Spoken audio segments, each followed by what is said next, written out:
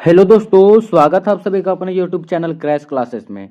आज हम लोग देखने वाले हैं जो क्लास नाइन्थ का, ठीक है, क्लास नाइन्थ का जो आप लोगों का एग्जाम 7 मार्च को होने वाला है, उसका आज हम लोग वीवीआई प्रश्न देखने वाले हैं, ठीक है ना। जो बहुत ही एग्जाम के लिए बहुत ही ज़रूरी है, क्योंकि ये बहुत सारे जो प्रश्न हैं छाट छाट के मैं लाया हूँ जो एग्जाम में पूछने के अधिक चांस है, ठीक है। चलिए हम लोग एक एक कर करके देखते हैं। ये सब्जेक्ट होने वाला है आपका सोशल साइंस का। चलिए देखते हैं कौन कौन से प्रश्न हैं। चलिए सबसे पहले प्रश्न पूछा है, क्या पूछा है कि फ्रांस की मुद्रा इकाई लिब्रे को किस वर्ष समाप्त कर दिया गया था। ठीक है, तो जब फ्रांस की मुद्रा लिब्रे था उसे कब समाप्त किया गया था, तो ये किया गया था 1994 में। ठीक है, ऑप्शन नंबर डी हो जाएगा। चलिए आगे देखेंगे क्या है। फ्रांसीसी सरकार करों में वृद्धि के लिए बाध्य क्यों हो गया। ठीक है, मतलब कि जो फ्रांसीसी सरकार था वृद्धि में किस कारण से जो कर बढ़ाए जा रहे थे।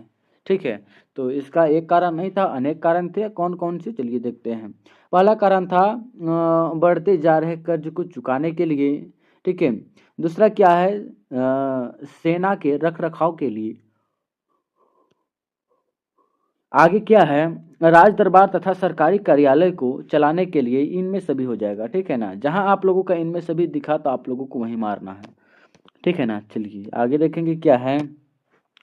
फ्रांस की पूरी आबादी का लगभग 90% कौन लोग थे। तो 90% कौन लोग थे, तो ये थे किसान लोग, ठीक है ना, 90%।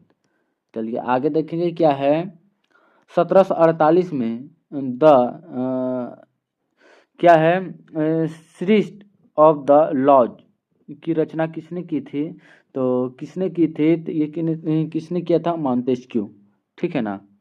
चलिए आगे देखेंगे क्या है।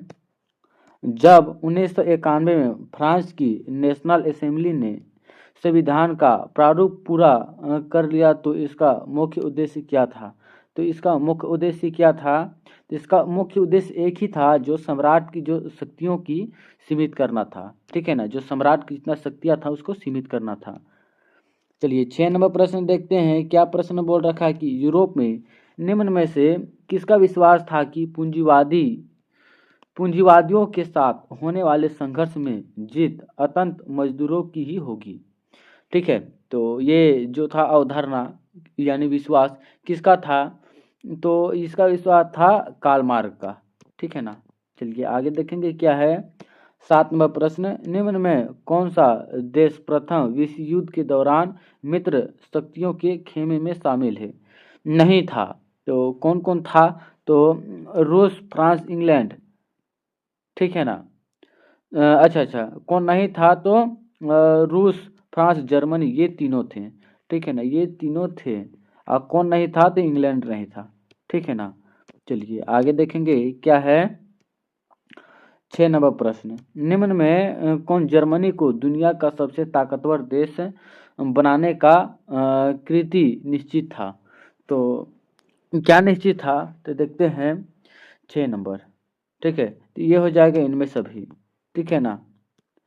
चलिए आगे देखेंगे क्या है। ऊपर मैंने कितना नंबर, 7 नंबर देखा था ना, अच्छा टाइपिंग में गलती हुआ है। आगे देखेंगे क्या है। 7वां प्रश्न, किसका विचार था कि औद्योगिक समाज पूंजीवाद समाज है। तो किसका विश्वास था, तो ये विश्वास हो जाएगा आपका कार्ल मार्क्स का, ठीक है ना। चलिए आगे देखेंगे क्या है। 8 नंबर प्रश्न, प्रथम विश्व युद्ध कब लड़ा गया। तो कब लड़ा गया, प्रथम तो 1914 से 1918, ठीक है ना। द्वितीय बोल दे तो 1939 1945। चलिए आगे देखेंगे क्या है। 9 नंबर, रूसी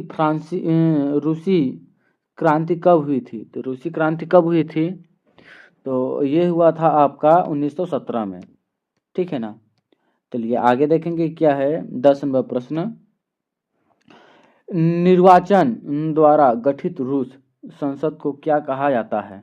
तो क्या कहा जाता है, तो इसे हम कहते हैं ड्यूमा, ठीक है ना।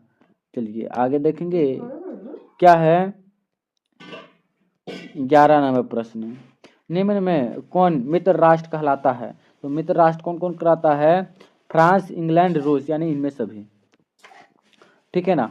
चलिए आगे देखेंगे क्या है 12 नंबर प्रश्न। नाथसी पार्टी का गठन किसने किया था? तो नाथसी पार्टी का गठन किसने किया था? तो क्या हो जाएगा इसका? हिटलर। ठीक है ना। चलिए आगे देखेंगे क्या है। जर्मनी मुद्रा को क्या कहा जाता है? ठीक है, जर्मनी मुद्रा को क्या कहा जाता है? तो इसका आंसर क्या हो जाएगा? इसे कहा जाता है आपका जर्मनी तो मार्क। ठीक है ना। चलिए आगे देखेंगे क्या है 14 नंबर प्रश्न। जर्मनी में कब विशेषाधिकार अधिनियम पारित किया गया? तो विशेषाधिकार नियम कब पारित किया गया? तो कब किया गया? तो 1933। ठीक है ना। चलिए आगे देखेंगे क्या है 15 नंबर। कर्क रेखा किस राज्य से नहीं गुजरती है? तो किस राज्य से नहीं गुजरती है? तो उड़ीसा। ठीक है। किस राज्य से गुजरती है? राजस्थान, छत्तीसगढ़, त्रिपुरा, झारखंड। ठीक है, पश्चिम बंगाल। चलिए आगे देखेंगे क्या 16 नंबर प्रश्न। भारत में हिमालय पर्वत की श्रृंखला में सबसे लंबी तथा सबसे महत्वपूर्ण श्रृंखला किसे कहा जाता है? तो किसे कहा जाता है हिमालय का सबसे लंबी? तो ये कहा जाता है पीर पंजाल को। ठीक है ना। चलिए आगे देखेंगे क्या है 17 नंबर प्रश्न। भारत का कौन सा राज्य तथा नगर सिंधु तथा गंगा नदी तंत्रों के बीच जल विभाजन पर स्थित है? मतलब कि दो नदियों को बीच में बांट देता है। तो ये कौन सा नगर या राज्य है? तो ये हो जाएगा आपका हरियाणा और अम्बाला। ठीक है ना। चलिए आगे देखेंगे क्या है 18 नंबर प्रश्न। क्या बड़का निम्न में भारत के प्रायद्वीप भाग की एक प्रमुख नदी कौन सी है जिसे दक्षिण गंगा के नाम से भी जाना जाता है? तो दक्षिण गंगा बोल दे तो इसे कहा जाता है गोदावरी। ठीक है ना। चलिए आगे देखेंगे क्या है महानदी गोदावरी, कृष्णा तथा कावेरी पूरब की ओर बहती है। बहती हुई बंगाल की खाड़ी में गिरती है। ये नदियाँ अपने मुहाने पर निर्माण करती है। तो क्या निर्माण करती है? तो अपने मुहाने पर ये डेल्टा के निर्माण करते हैं। ठीक है ना। चलिए आगे देखेंगे क्या है वन किस प्रकार का संसाधन है? तो वन जो है नवीकरणीय संसाधन है। ठीक है ना। आगे देखेंगे क्या है वन क्षेत्र में निम्न में किन कारणों से कम हो रहे हैं?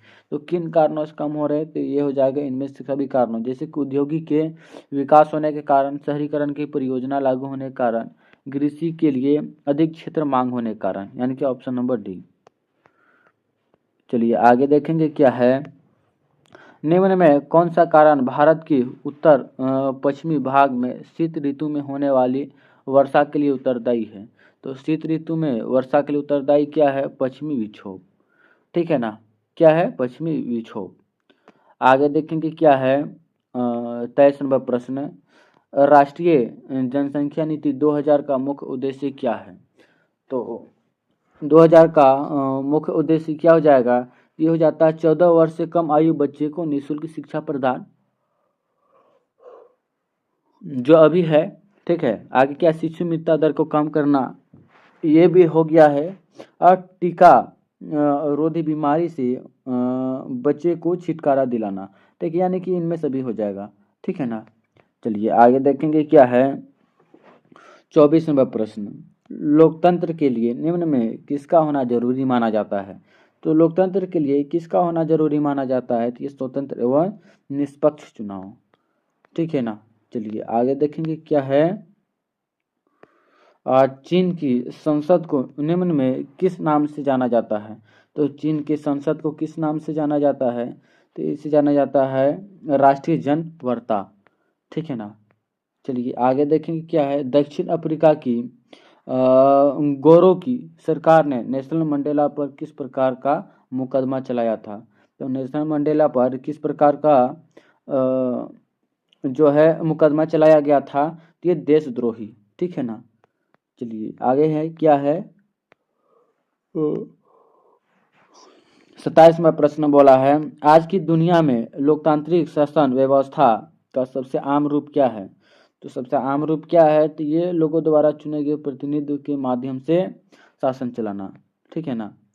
चलिए आगे देखें क्या, नेल्सन मंडेला की दक्षिण अफ्रीका में सबसे भयावह जेल 28 वर्ष तक रहना पड़ा। वह जेल किस द्वीप में स्थित है? तो ये जो द्वीप है रोबेन द्वीप में स्थित है, ठीक है ना। चलिए आगे देखेंगे क्या है 29वां प्रश्न, दक्षिण अफ्रीका में रंगभेद के खिलाफ जब जनता के संघर्ष और विरोध बढ़ने लगे तो वहाँ की सरकार ने अपनी नीतियाँ में क्या बदलाव शुरू किया? तो क्या बदलाव शुरू किया? तो कौन कौन से बदलाव थे? तो भेदभाव कानून को वापस ले लिया गया, सही बात है। राजनीतिक दलों पर प्रतिबंध उठा लिया गया, यह सही है। नेल्सन मंडेला को आज़ाद कर दिया गया, इनमें सभी, तीन में सभी हो जाएगा, ठीक है ना। चलिए आगे देखेंगे क्या है 23 नंबर, लोकतांत्रिक शासन व्यवस्था वाले देश में किसका होना जरूरी है? तो ये संविधान को होना बहुत ही जरूरी है, ठीक है ना। चलिए आगे देखेंगे क्या है, निम्न में कौन सी जनजाति क्या है, निम्न में कौन जनप्रतिनिधियों की ऐसी सभा मानी जाती है जिसके पास देश का कानून बनाने, कर बढ़ाने, बजट बनाने का विशेष अधिकार प्राप्त रहता है? ये हो जाएगा आपका विधायिका के पास, ठीक है ना। चलिए आगे देखेंगे क्या है, लोकतंत्र में प्रत्येक नागरिक को निम्न में कौन अधिकार प्राप्त रहते हैं? तो कौन अधिकार प्राप्त रहते हैं? अपने मत का प्रयोग करना, चुनाव लड़कर प्रतिनिधित्व चुनाव करना, अपने विचार को व्यक्त करना, इनमें सभी, ठीक है, इनमें सभी हो जाएगा। चलिए आगे देखें क्या है, वोट देने के अधिकार को किस प्रकार का अधिकार माना जाता है? तो किस अधिकार माना जाता है? तो यह माना जाता है आपका 33 राजनीतिक अधिकार, ठीक है ना। चलिए आगे देखेंगे क्या है, पालमपुर में विभिन्न जातियों के कितने परिवार निवास करते थे? तो ये 450 परिवार निवास करते थे, ठीक है ना। ये तो आप लोगों को सभी को पता होगा। चलिए आगे देखें क्या है, निम्न में कौन उत्पादन के निष्क्रिय साधन माने जाते हैं जो स्वयं किसी वस्तु का उत्पादन नहीं करते हैं? तो स्वयं किसी वस्तु का उत्पादन नहीं करते हैं तो क्या हो जाएगा? ये हो जाएगा भूमि तथा पूंजी। चलिए आगे देखेंगे क्या है, जब प्राकृतिक संसाधन एवं भौतिक पूंजी की अपेक्षा जनसंख्या की मात्रा में अत्यधिक वृद्धि होता है तो इससे निम्न में से किस प्रकार की आवश्यकताएं बहुत बढ़ जाती है? तो क्या बढ़ जाती है? खाद्यान्न, ठीक है ना। चलिए आगे देखेंगे क्या है, जब प्रचलित मजदूर की दर पर काम करने के लिए इच्छुक लोग रोजगार नहीं पा सके तो इसे क्या कहते हैं? तो इसे क्या कहते हैं? इसे हम बेरोजगारी कहते हैं, ठीक है ना। चलिए आगे देखें क्या है, भारत में लगभग 26 करोड़ की जनसंख्या क्या है? तो निर्धन है, कुपोषण के शिकार है और निरक्षर है। तो क्या हो जाएंगे इसका? तो इसका हो जाएगा इनमें सभी, ठीक है ना। चलिए आगे देखेंगे 39वां प्रश्न, निम्न में सबसे कठिन सर्वाधिक आर्थिक समस्या क्या है? तो सबसे अधिक क्या समस्या है? तो ये निर्धनता का है, ठीक है ना। आगे देखेंगे क्या है, निम्न में कौन से कारक जनसंख्या की गुणवत्ता को बढ़ाते हैं? तो जनसंख्या गुणवत्ता कौन बढ़ाते हैं? साक्षरता, लोगों का स्वास्थ्य, कौशल निर्माण, यानी कि इनमें सभी, ठीक है। चलिए यह था आप लोगों के लिए 40 मोस्ट इम्पोर्टेंट क्वेश्चन, ठीक है, जो आप लोगों के एग्जाम में पूछे जाने के अधिक चांस है, ठीक है। यदि आप चाहते हैं कि 10th क्लास में 90% से अधिक लाना तो आप लोग इस चैनल को सब्सक्राइब कर ले, ठीक है। और आप लोगों को basic to high 10th class को पढ़ाया जाएगा, ठीक है। तो आप लोग इस चैनल पे बने रहें और मैं आशा करता हूँ कि वीडियो अच्छा लगा होगा, ठीक है। चलिए फिर मिलेंगे अगला बेहतरीन टॉपिक के साथ। जय हिंद, जय भारत।